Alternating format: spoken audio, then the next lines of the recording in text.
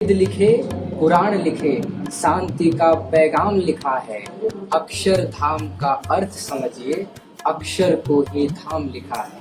और ऋषियों के जब नाम लिखे तो पहले अब्दुल कलाम लिखा है, और पत्थर भी वो तैर गए हमने जिस पर राम लिखा है। नमस्कार, आदाब, खुशामदीद। मैं हूँ आपका दोस्त सौरभ जायसवाल और अगली वीडियो श्रृंखला में आप सभी दर्शकों का बहुत बहुत स्वागत है। इस वीडियो में हमारे साथ हैं बिहार मुजफ्फरपुर के अंशु कुमार। अंशु कुमार पोइट्री करते हैं, शायरी करते हैं, कविताएं लिखते हैं। चलिए जानते हैं सबसे पहले कि आपसे बातों का सिलसिला शुरू हो, आपकी पंक्ति हो जाए। जी बिल्कुल। तो मैं कहना चाहूँगा, वेद लिखे, पुराण लिखे, शांति का पैगाम लिखा है। अक्षर धाम का अर्थ समझिए, अक्षर को ही धाम लिखा है। और ऋषियों के जब नाम लिखे तो पहले अब्दुल कलाम लिखा है, और पत्थर भी वो तैर गए हमने जिस पर राम लिखा है। क्या बात है, क्या बात है। तो आज रामनवमी की आप सभी को शुभकामनाएं। जी दर्शकगण, अब मैं आपको बताऊं कि आज रामनवमी का दिन है और रामनवमी के दिन इस वीडियो की जो शूटिंग है वो हो रही है और हम लोग इस वीडियो को बना रहे हैं।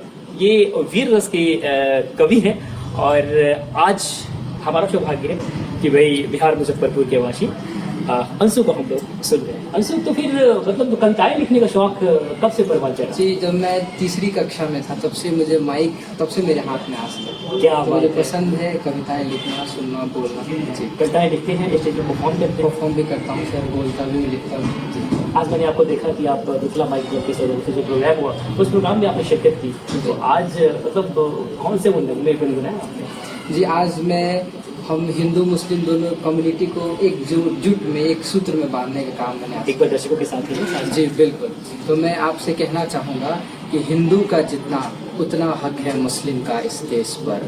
उत्तम उत्तर दमदार दक्कन वाले इस परिवेश पर जो लोग हमें बांटे। जो आज मैंने लिखा कि मैं उनको शब्द चढ़ाता, हिंद जिनकी जान था, नाम हिंदुस्तानी जिनका मजहब हिंदुस्तान था।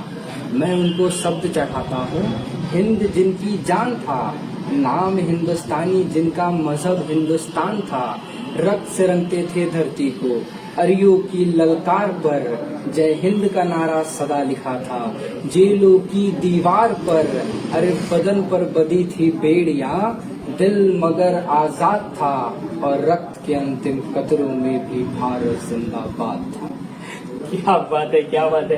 तो अंशु, मतलब आपने पढ़ाई लिखाई कहाँ तक हुई? क्या मतलब अभी मैं ग्रेजुएशन कर रहा हूँ, सेकेंड ईयर में। किस सब्जेक्ट से? मैं इंग्लिश लिटरेचर। अच्छा, इंग्लिश लिटरेचर और रचनाएं इंग्लिश लिटरेचर। रुचि दोनों में। तो इंग्लिश में पोइट्री करते हैं? इंग्लिश में भी करता हूँ, रीजनल लैंग्वेज में भी करता हूँ। इंग्लिश की कोई पोइट्री जो इस वक्त आपको याद आ रहा हो?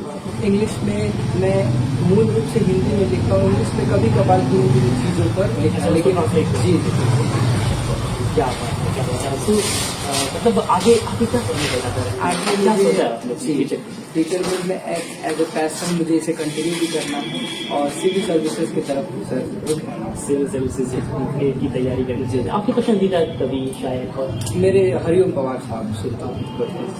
हरिओम पवार साहब की वजह से जो आपको इस वक्त याद है? जी बिल्कुल। जैसे उनकी अभी महिलाओं के साथ कुछ सर अपमान होता है, तो मैं उन्हें उनकी 2 लाइन कोट कर रहा हूँ कि जैसे कि सरकार को जब लगने लगता है कि हमारे पास पावर है, क्या हर चीज करने लगते हैं, तो उनको एक कटाक्ष के रूप में है कि जो भी सिंहासन भूखे गरीब लाचार की गुहार नहीं सुनता, लाल किला या हो विधानसभा उनका भाषण बारंबार नहीं सुनता।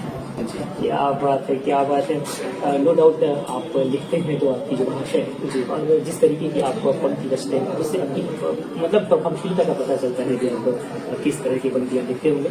आपकी शोनी की बहुत बहुत शुभकामनाएं अंशु। और चलते चलते एक पंक्ति पूजा हमारे दर्शकों के साथ जी वीर रस से जी। खिलेगा फूल तो महक उठेगी, लगेगी आग तो धुआं उठेगा, ये दिल भीष्क में डूब गया तो इनकलाब कौन लिखेगा। बहुत बहुत क्या बात है, क्या बात है। क्रांतिकारी अंत इन्होंने किया है। दर्शकगण, अब आप पेश करता हूँ, बताइएगा ये मुलाकात और ये इंटरव्यू, ये वीर रस की कविताएं पंक्तियां आपको कैसी लगी? कमेंट बॉक्स में अंशु जी के लिए प्यारे प्यारे शब्द लिखिएगा। और अब हमें यानी अपने दोस्त सौरभ जायसवाल को दीजिए इजाजत। मिलेंगे किसी अगली वीडियो श्रृंखला में। नमस्कार, जय हिंद, जय भारत।